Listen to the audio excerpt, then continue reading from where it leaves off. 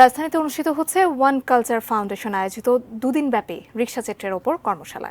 শুক্রবার সকালে গুলশানে ফাউন্ডেশনের নিজস্ব কার্যালয়ে কর্মশালার উদ্বোধন করেন অবসরপ্রাপ্ত ব্রিগেডিয়ার জেনারেল মোহাম্মদ মঞ্জুর কাদের।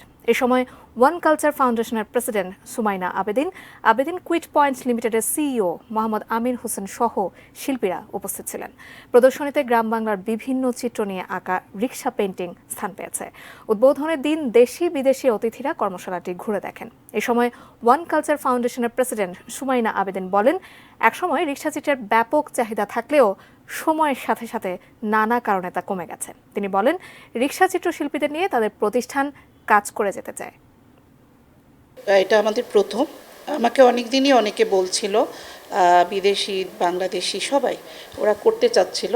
যেটা হয়েছিল, আমি আসলে সম্পূর্ণ নিজের উপর কনফিডেন্ট না আসা পর্যন্ত বা আমার আর্টিস্টদেরকে কনফিডেন্ট না করা পর্যন্ত আমি শুরু করিনি।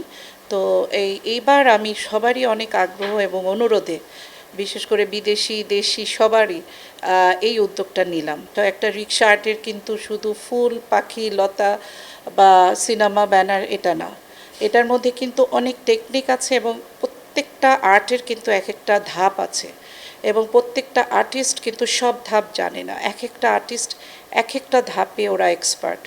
সো ওই জিনিসটাই আমরা আমাদের এই যে যারা পার্টিসিপেন্টস আসছে ওদেরকে সম্পূর্ণ একটা আইডিয়া দেওয়ার জন্যই আমরা দুদিন করেছি, কারণ এদেরকে ঘুরে ঘুরে সব সেকশনগুলো ধাপগুলো শেখাবার জন্য।